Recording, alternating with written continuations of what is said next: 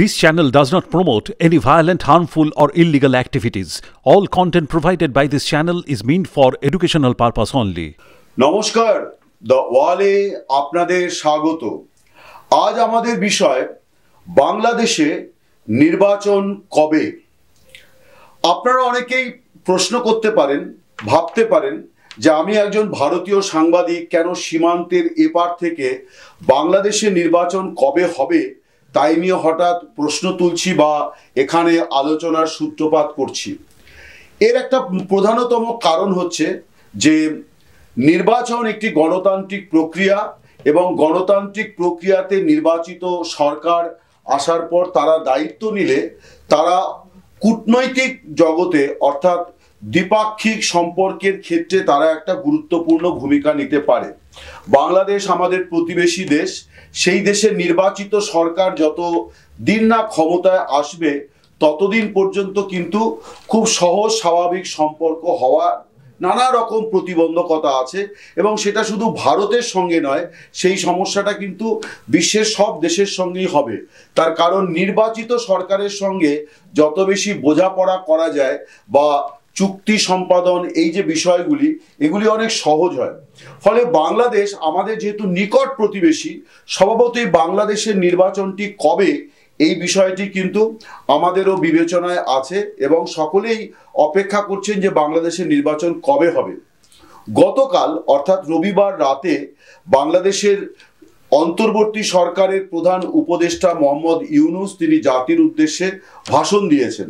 এই ভাষণের একটা উদ্দেশ্য হচ্ছে যে তিনি সদ্য তার সরকারের 100 দিন অতিক্রম করেছেন এবং সেই উপলক্ষে তিনি এই 100 দিনের যাত্রা তিনি কি করলেন না করলেন, তার সরকারের কতটা অগ্রগতি হলো, তার সরকারের সামনে কি সমস্যা, এই বিষয়গুলি তিনি তুলে ধরেছেন।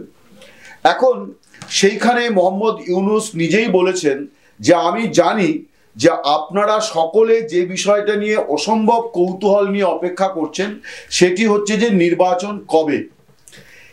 এই যে কথাটি তিনি বলেছেন এটা থেকে সারসত্য আর কিছু হয় না এবং সত্যি বাংলাদেশের মানুষ এখন নির্বাচনের অপেক্ষায় আছে যে কবে নির্বাচন হবে। রাজনৈতিক দলগুলি যারা ওখানে এখন সক্রিয়, আওয়ামী লীগ অনেকটাই নিষ্ক্রিয়, কিন্তু এই মুহূর্তে দেশের যে প্রধান দল বিএনপি, বাংলাদেশ ন্যাশনালিস্ট পার্টি, তারা কিন্তু অনেক দিন ধরেই বলছে যে যত তাড়াতাড়ি সম্ভব নির্বাচন হয় ততই ভালো, কারণ নির্বাচিত সরকার এসে তারা আবার তাদের মতো করে নতুন করে দেশ সাজানোর কাজ শুরু করবে। কিন্তু মোহাম্মদ ইউনূস গতকাল কিন্তু এই ব্যাপারে সকলকেই হতাশ করেছেন যারা প্রত্যাশা করছিলেন যে নির্বাচনটা হয়তো আগামী কয়েক মাসের মধ্যে হবে। মোহাম্মদ ইউনূস তিনি কোনো কথা দেননি, বলেননি যে তিনি 4 বছর ক্ষমতায় থাকবেন কি 5 বছর থাকবেন কি 15 বছর থাকবেন, এ কথা তিনি বলেননি। কিন্তু তিনি যে কথা বলেছেন তাতে একটা বিষয় স্পষ্ট যে নির্বাচনটি খুব খুব সহজে হচ্ছে বা অদূর ভবিষ্যতেই নির্বাচন হচ্ছে, ব্যাপারটি কিন্তু এইরকম নয়। এবং এটা বলতে গিয়ে তিনি যেটি হাতিয়ার করেছেন সেটি হচ্ছে যে সংস্কার। ইউনূস সরকার ক্ষমতায় আসার পরেই যে বিষয়টি নিয়ে সবচেয়ে বেশি সময় ব্যয় করেছে বলে এখনো পর্যন্ত আমরা দেখতে পাচ্ছি সেটি হচ্ছে যে রাষ্ট্র ব্যবস্থার সংস্কার। অর্থাৎ বাংলাদেশ রাষ্ট্র যেভাবে আজকে জায়গায় এসছে তারা মনে করছেন যে এই রাষ্ট্রের সব কলকবজা অচল হয়ে গিয়েছে, ফলে কলকবজা বদলানো দরকার। তাই 6খানা কমিশন তিনি করেছেন। তাদের বক্তব্য হচ্ছে যে শেখ হাসিনার সরকার যাবতীয় সাংবিধানিক প্রতিষ্ঠানগুলোকে ধ্বংস করে দিয়ে গেছে, ফলে সেই সাংবিধানিক প্রতিষ্ঠানগুলোকে নতুন করে সাজাতে হবে, তার জন্য অনেক সংস্কার দরকার। তাদের হাতে যে ক্ষমতা ছিল না সেই ক্ষমতা তাদের দিতে হবে, আবার যে ক্ষমতা তারা অপব্যয় করেছে, অপব্যবহার করেছে সেই ক্ষমতা কেড়ে নিতে হবে। এরকম নানাবিধ বিষয় আছে। 6টি যে কমিশন করা হয়েছে অর্থাৎ সংস্কার কমিশন, তার মধ্যে একটি হচ্ছে নির্বাচনী ব্যবস্থার সংস্কার, একটি হচ্ছে সংবিধান সংস্কার বিষয় এবং সেখানে একটি বড় প্রস্তাব আছে। সংবিধান সংস্কার কমিশনের যিনি চেয়ারম্যান তিনি নিজে ব্যক্তিগতভাবে মনে করেন যে সংবিধানটা নতুন করে লেখা দরকার। অর্থাৎ শেখ মুজিবুর রহমানের নেতৃত্বে 1972 সালে যে সংবিধান চালু হয়েছিল, যেটা পরবর্তীকালে প্রায় 17 বার সংশোধিত হয়েছে, সেই সংবিধানটা রাখারই কোনো প্রয়োজন নেই বলে এই কমিশনের চেয়ারম্যান অধ্যাপক আলী রিয়াজ তিনি মনে করেন। নির্বাচন কমিশন সংস্কার বিষয় নিয়ে ইউনূস বলেছেন যে খুব শিগগিরই নতুন নির্বাচন কমিশন গঠিত হয়ে যাবে। এখন নির্বাচন কমিশন গঠিত হয়ে যাওয়ার পরে ইউনূস বলেছেন যে তাদের কাজ হবে মূলত ভোটার তালিকাকে সংশোধন করা এবং আগামী জাতীয় সংসদ নির্বাচনে অনাবাসী বাংলাদেশি যারা তারা ভোট দিতে পারবেন অনলাইনে, এইরকম একটা ব্যবস্থার কথাও তিনি গতকাল বলেছেন। এখন প্রশ্ন হচ্ছে যে ভোটটি কবে হবে, এইটা একটা খুব গুরুত্বপূর্ণ বিষয় যে ভোটটি কবে হবে। আমরা জাস্ট 2 মাস আগে দেখেছিলাম যে বাংলাদেশের সেনাবাহিনীর প্রধান ওয়াকারুজ্জামান তিনি একটি বিদেশি সংবাদ সংস্থাকে তার সাক্ষাৎকারে বলেছিলেন যে তিনি মনে করেন 1.5 বছরের মধ্যে নির্বাচনটি হয়ে যাওয়া উচিত। অর্থাৎ তিনি অন্তর্বর্তী সরকারের একটা মেয়াদ কার্যত বেঁধে দেওয়ার ইঙ্গিত করেছিলেন যে এর বেশি সময় অন্তর্বর্তী সরকারের ক্ষমতায় থাকাটা ঠিক হবে না। রাজনৈতিক দলগুলি অনেক রাজনৈতিক দলই কিন্তু মনে করে যে 1.5 বছরটাও অনেকটা বেশি সময়, কারণ তাদের বক্তব্য হচ্ছে যে সংস্কারগুলি করার কথা বলা হচ্ছে এই সংস্কারগুলি কখনোই সংস্কার বলে বিবেচিত হবে না যতক্ষণ না সেটা জাতীয় সংসদে তাই নিয়ে বিতর্ক এবং অনুমোদিত হয়। তার কারণ জাতীয় সংসদ এখন ভেঙে দেওয়া হয়েছে। জাতীয় সংসদের অনুমোদন ছাড়া কিন্তু এই ধরনের কাঠামো পরিবর্তন যে যাই বলুক না কেন সেটা সম্ভব নয়। ফলে নির্বাচন হবে, নির্বাচিত সরকারের হাতে সেই সংস্কারের কাজ যাবে, তারা সংসদে বিতর্ক করে তারপর নতুন কাঠামোগুলি তৈরি করবে। এটাই হচ্ছে সাংবিধানিক ব্যবস্থা। কিন্তু দেখা যাচ্ছে যে মিস্টার ইউনূস তিনি কিন্তু ঠিক এইভাবে ভাবছেন না। তিনি মনে করছেন যে তাকে জাতি এই ব্যাপারে দায়িত্ব দিয়েছে এবং গতকাল তিনি একটি কথা বলেছেন যে আপনারাই আমাকে ম্যান্ডেট দিয়েছেন যে এই সংস্কার সম্পন্ন করে যাওয়ার জন্য। অবশ্য আমি জানি না যে জাতি কিভাবে তাকে এই ম্যান্ডেট দিল। আমরা যেটা জানি যে বৈষম্য বিরোধী ছাত্র আন্দোলনের নেতৃত্বের একাংশ, আমি খুব সচেতনভাবে এই কথাটি বলছি, একাংশ বলতে গেলে 5-6 জন যারা প্রথম সারির, যাদেরকে আমরা মিডিয়াতে কথা বলতে দেখতাম সেই সময়, তাদের পছন্দের ব্যক্তি হচ্ছেন মোহাম্মদ ইউনূস এবং সেনা প্রধান ওয়াকারুজ্জামান এবং রাষ্ট্রপতি। তারা এই ছাত্রদের দাবিকে মেনে নিয়ে, তাদের বক্তব্যকে মেনে নিয়ে মোহাম্মদ ইউনূসকে প্রধান উপদেষ্টা হিসেবে মেনে নিয়েছেন এবং তিনি দায়িত্ব নিয়েছেন। ফলে জনগণের কোনো ম্যান্ডেট কিন্তু তার কাছে নেই, তার কারণ সেটা সম্ভব নয়। তিনি নির্বাচিত প্রধানমন্ত্রী নন, তিনি একজন প্রধান উপদেষ্টা, তাকে সিলেক্ট করা হয়েছে, তিনি ইলেক্টেড নন। কিন্তু তিনি বলেছেন যে জনগণ আমাকে এই ম্যান্ডেট দিয়েছে। আমরা জানি না, উনি হয়তো বলতে চাইছেন যে গণ অভ্যুত্থান, যেটাকে ওরা বলছেন যে একটি বিপ্লব, সেই বিপ্লবের উনি সরকার প্রধান, অতএব বিপ্লবী সরকারের প্রধান হিসেবে উনি হয়তো বলতে চাইছেন যে জনগণ ওনাকে এই ম্যান্ডেট দিয়েছে।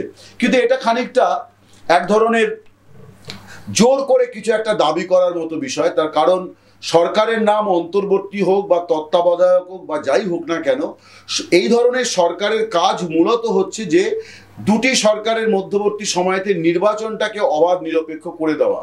এবং এই যে আমরা পাকিস্তানে আমরা দেখেছি যে সদ্যই সেখানে কয়েক মাস আগে জাতীয় সংসদ নির্বাচন হলো, নির্বিঘ্নেই হলো, এবং তার আগে কিন্তু পাকিস্তানের সরকার, তারা শাহবাজ শরীফ, তখনও তিনি প্রধানমন্ত্রী ছিলেন, তিনি সরে গেলেন এবং কেয়ারটেকার গভর্নমেন্ট সেখানে দায়িত্ব নিল এবং কেয়ারটেকার গভর্নমেন্টের প্রধানমন্ত্রীর উদ্যোগে এবং নিয়ন্ত্রণে একটা নির্বাচন হলো।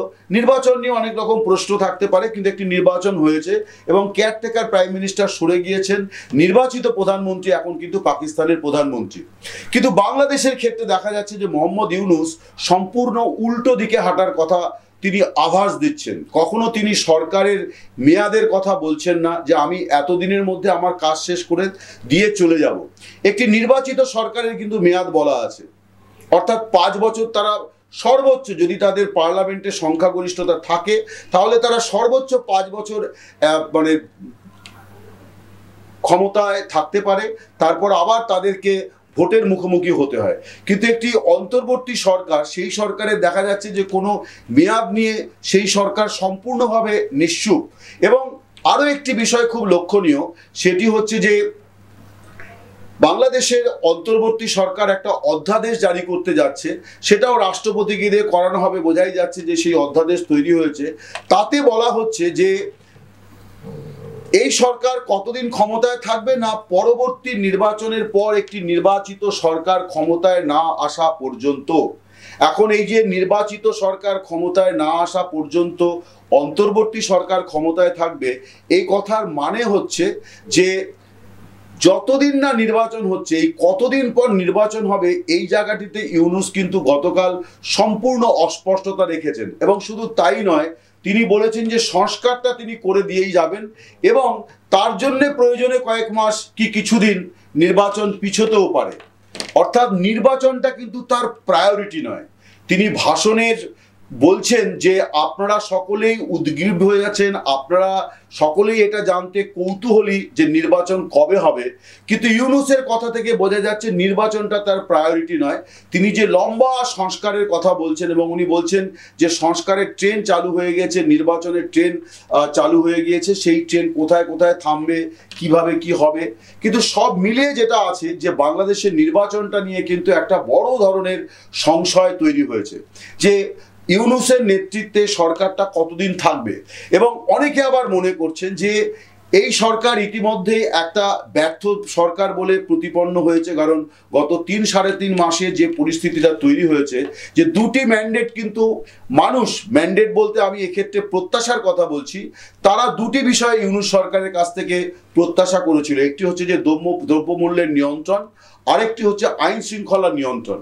গত পরশুদিনই সেনাবাহিনীকে আরো 6 মাস ময়দানে থাকার জন্য আদেশ জারি হয়েছে, ফলে বোঝাই যাচ্ছে যে গত 6 মাস সেনাবাহিনী ময়দানে থেকেও দেশের আইন শৃঙ্খলা পরিস্থিতি পুরোপুরি নিয়ন্ত্রণে আনতে পারেনি, ফলে আরো 6 মাস তাদেরকে রাখা হচ্ছে। এবং এটা তো ঘটনা যে কোনো একটা দেশে সিভিল অ্যাডমিনিস্ট্রেশনে অর্থাৎ সাধারণ প্রশাসনে যদি সেনাবাহিনী নেমে যায়, তাহলে সেখানে একটা অস্থিরতা, অন্যভাবে একটা অস্থিরতা বিরাজ করে। এবং বাংলাদেশে যে বিষয়টি নিয়ে সকলে ভাবছেন যে ইউনূস সরকার যদি এইভাবে ব্যর্থ হতে থাকে, তাহলে আবার সেনাবাহিনী যে ক্ষমতা নিয়ে নেবে না, এটাও কেউ কিন্তু মানে এই আশঙ্কা বা এই সম্ভাবনাও কিন্তু কেউ উড়িয়ে দিচ্ছেন না। তার কারণ তত্ত্বাবধায়ক বলি বা অন্তর্বর্তী বলি, যাই বলি না কেন, সেই সরকার যদি একটি পারফর্মিং গভর্নমেন্ট হতো, তাহলে হয়তো অনেক সাধারণ মানুষও বলতেন যে আপনারা যতদিন পারেন থেকে যান, নির্বাচন নিয়ে আমরা ভাবছি না। কিন্তু এই সরকার সেটা প্রমাণ করতে পারেনি এবং এ পর্যন্ত তারা যে পদক্ষেপগুলি করেছে তাতে বোঝা যাচ্ছে যে তাদের এজেন্ডাটা কমপ্লিটলি আলাদা। তাদের এজেন্ডা কিন্তু সরকারে থেকে যাওয়া, অর্থাৎ নির্বাচনের মুখোমুখি না হয়ে জাস্ট কয়েক কতিপয় লোকের পছন্দের মানুষ হিসেবে ক্ষমতা ভোগ করে যাওয়া, এইটা তাদের এজেন্ডা। যেটা আসলে কিন্তু এই যে গণ অভ্যুত্থানই বলি বা বিপ্লব বলি বা যাই বলা যাক না কেন, হাসিনা সরকারের বিরুদ্ধে যে ঘটনাটি ঘটলো, জুলাই আগস্ট বিপ্লব যেটাকে বলা হচ্ছে, বা অনেকে বলছেন এটা দ্বিতীয় স্বাধীনতা সংগ্রাম এবং দ্বিতীয় স্বাধীনতা অর্জন, যাই বলা হোক না কেন, তার কিন্তু সম্পূর্ণ বিপরীত দিকে, তার স্পিরিটের সম্পূর্ণ বিপরীত দিকে হাঁটছেন ইউনূস। কারণ ওইখানে বলা হচ্ছিল অবৈধভাবে সরকার এখানে ক্ষমতা দখল করে রেখেছিল, শেখ হাসিনা অবৈধভাবে সরকার চালিয়েছেন, তার সরকারের কোনো পিপলস ম্যান্ডেট ছিল না। এখন দেখা যাচ্ছে সেই সরকারকে রিপ্লেস করে যাদের সাময়িকভাবে এসে দেশে একটা নির্বাচনের পরিস্থিতি তৈরি করে দিয়ে সরে যাওয়ার কথা, তারা কিন্তু দেখা যাচ্ছে তাদের ইনিংস বড় করারই আভাস দিচ্ছেন। এবং ইউনূসের গতকালের যে ভাষণ, যেখানে তিনি নির্বাচন প্রসঙ্গে যা বলেছেন, তাতে বোঝা যাচ্ছে তিনি সহজে কিন্তু ঢাকার মসনদ থেকে সরছেন না। নমস্কার, শুভরাত্রি, ভালো থাকবেন।